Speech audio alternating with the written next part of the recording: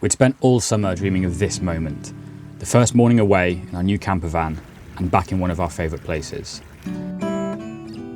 Waking up to that incredible view of Berkeley Moor and breathing in that fresh mountain air. We spent the last 4 months working on the van, and throughout that time we'd built up this plan in our heads of all the things we wanted to do and places we wanted to explore. But rain had arrived in the Highlands and the weather forecast for the next week was looking pretty grim.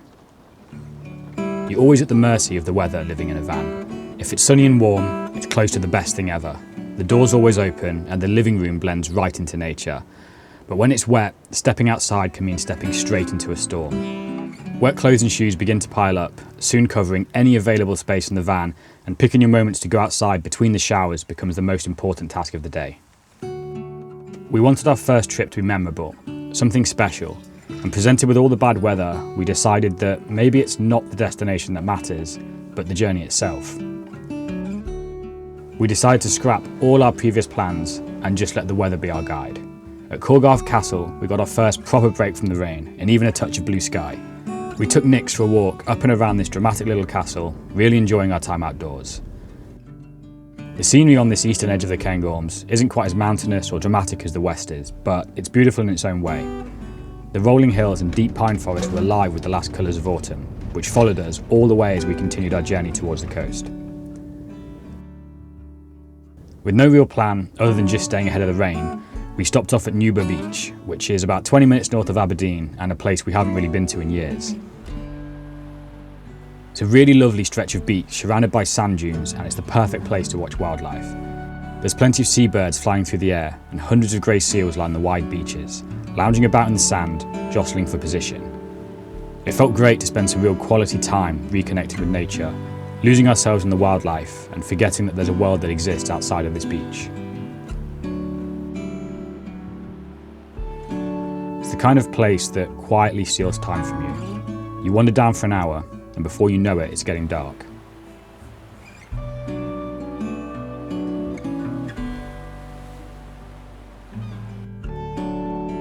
A beautiful moonrise ended the day, and we were reminded of one of the things that this lifestyle offers. Those small, unexpected scenes that just stop you in your tracks and take your breath away. And you never know what the next day is going to bring.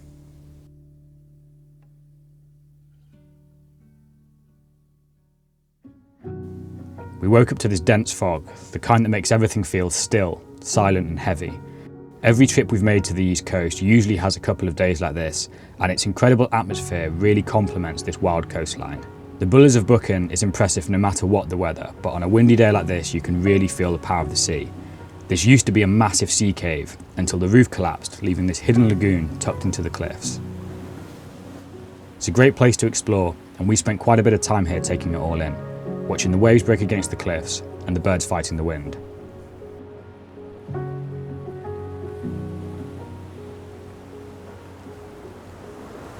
After almost a week away, things were starting to feel normal again. We'd spent the summer sleeping in the old van, but we weren't properly living in it, and not doing the things we love, like spending time outdoors in nature, taking the cat for walks, evenings spent with a campfire and film nights tucked in bed. All of these were things I missed so much whilst we were building the new van, things I really longed to get back to. But in a way, I'm actually thankful for that delay. The time away has given us an opportunity to fall in love with this lifestyle all over again. The raw simplicity of it, waking up to a different view every morning, and all those small moments that only happen when you slow down long enough to notice them.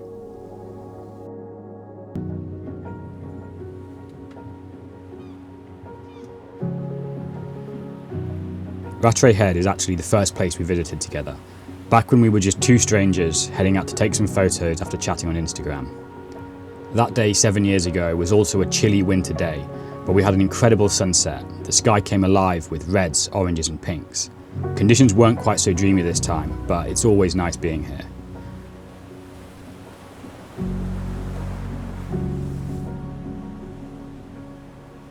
The sea fog was rolling in, the wind was sharp and biting, but the view of the lighthouse completely surrounded by water and waves always gets me.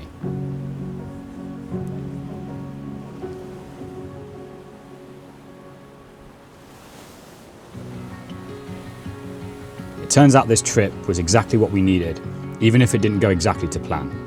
It brought us back to what life on the road is really about. rolling with whatever the weather throws at you, chasing the next adventure, and living with a landscape that never stops changing. It reminded us to stay present, find calm in the small things, and appreciate everything as it comes.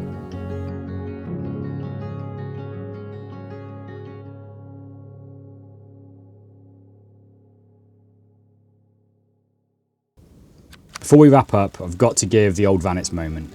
6 years of our life were spent in this thing. Summers, winters, an embarrassing number of breakdowns, 2 road trips to Norway, and so many wonderful memories. Yes, it had a constant draft, the laziest starter motor I've ever seen, and repair bills that we honestly lost count of, but it was home, and we're genuinely sad to see it go.